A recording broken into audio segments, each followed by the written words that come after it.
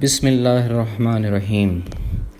آج سورہ توبہ کے متعلق کچھ لرننگ لیں گے۔ میں نے اس صورت کو ڈیوائن اینگر کا نام دیا ہے۔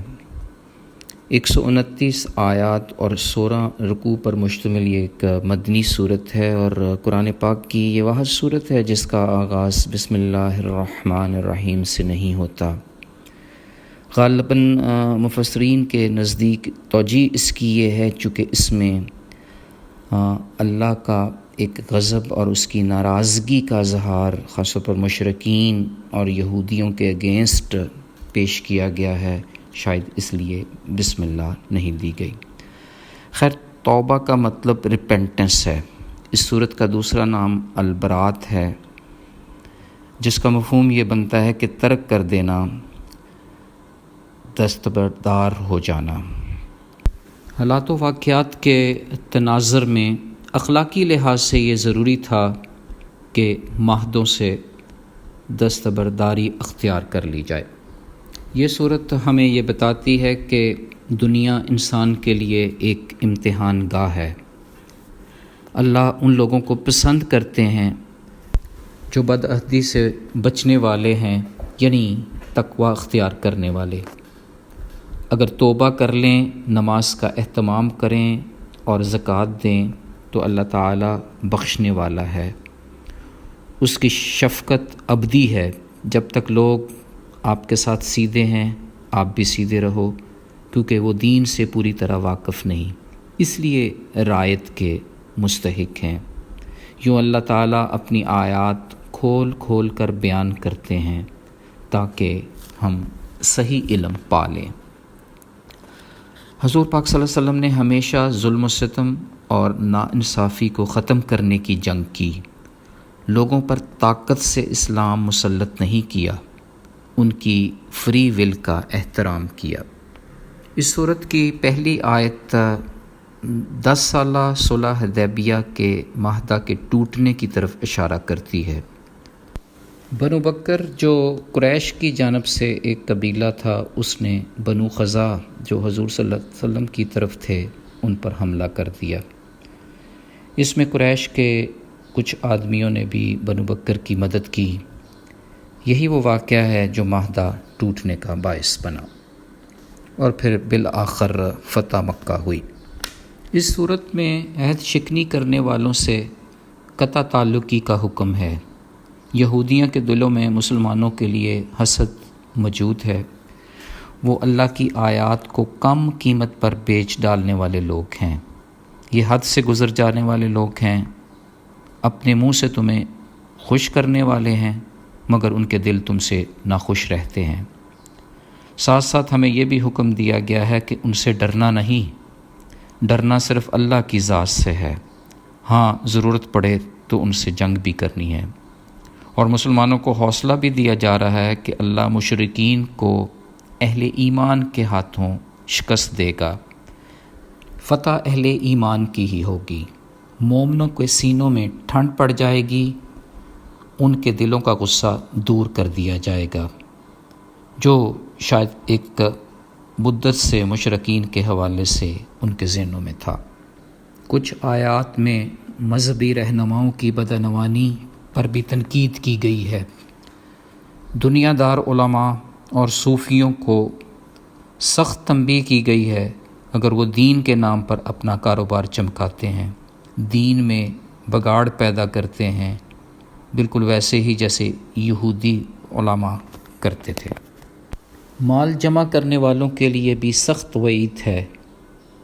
علماء و مشائخ بھی اگر اس میں شامل ہو گئے، دولت کے پجاری بن گئے، تو اصلاح کن کے ہاتھوں ہوگی؟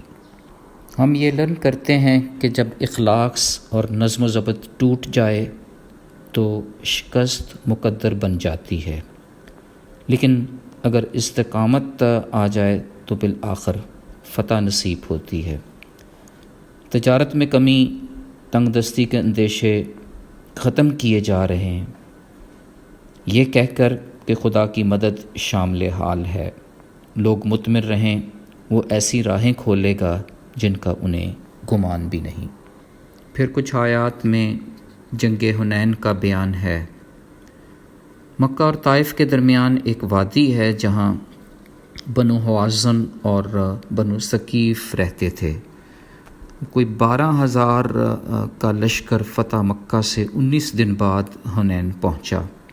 ابتدا میں مسلمان اپنی بڑی تعداد کے گھمنڈ میں میدان جنگ سے بھاگ نکلے جب تیروں کی چاروں طرف بارش ہوئی، لیکن حضور صلی اللہ علیہ وسلم کی پکار اور فرشتوں کے نزول کی وجہ سے یہ جنگ بھی بالآخر جیت لی گئی۔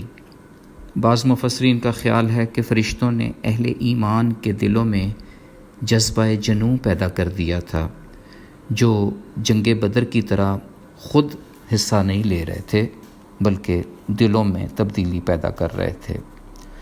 تو آج بھی اگر خالص جذبہ جنوں ہو تو ہم ہر میدان میں سرخرو ہو سکتے ہیں۔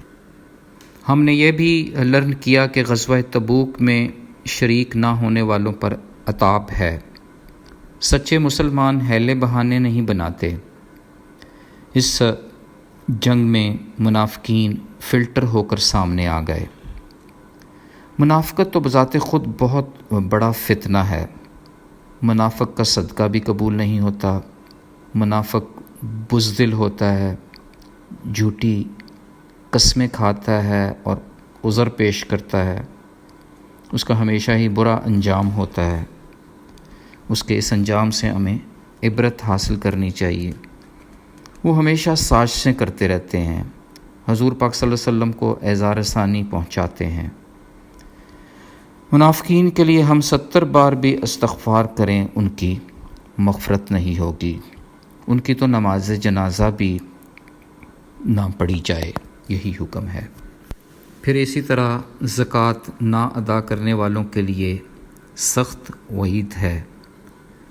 زکوٰۃ کے 8 مصارف کا ذکر بھی سورہ توبہ سے ملتا ہے، جس میں فقراء، مساکین، عاملین، مفاتت القلوب، غلام کی آزادی، غارمین فی سبیل اللہ اور مسافر شامل ہیں۔ سورہ توبہ میں مومنین کی خوبیاں بھی بیان کی گئی ہیں، اچھے کاموں کا حکم دیتے ہیں اور برے کاموں سے روکتے ہیں، ایک دوسرے سے محبت کرتے ہیں اور رحم میں ایک جسم کی طرح ہیں۔ ان کے لیے ایسی جنتوں کا وعدہ ہے جس کے نیچے نہریں ہوں گی، اور سب سے بڑی کامیابی تو یہ ہے کہ اللہ تعالیٰ کی رضا حاصل ہو جائے گی۔ ایک خوبصورت راز بھی فشاں کر دیا گیا ہے اس صورت میں، وہ یہ کہ توبہ کے لیے سب سے مؤثر ہتھیار اللہ تعالیٰ کی راہ میں انفاق ہے۔ توبہ اور صدقہ گناہ مٹا دیتے ہیں۔ جو شخص سچے دل سے توبہ کرتا ہے، اللہ تعالیٰ اپنی رحمت سے اس پر متوجہ ہو جاتے ہیں۔ بخاری اور مسلم کی حدیث ہے کہ اپنے سیدھے ہاتھ سے لے کر قبول کرتے ہیں اور اس صدقہ کی اس طرح پرورش فرماتے ہیں جیسے جانور اپنے بچے کی پرورش کرتا ہے، یہاں تک کہ صدقہ کا ایک لقمہ احد پہاڑ جتنا بن جاتا ہے۔ اچھی بات کرنا، علمی گفتگو اور سچائی کا پرچار بھی بہترین صدقہ میں شمار ہوتا ہے۔ ایسا کر کے ہم رب کی ناراضگی اور غضب سے بچ سکتے ہیں، کیونکہ ایسا صدقہ دلوں کو پاک کرتا ہے، اور پاک دل ہی رب کی ریزیڈنس ہے۔ فی امان اللہ، اللہ حافظ۔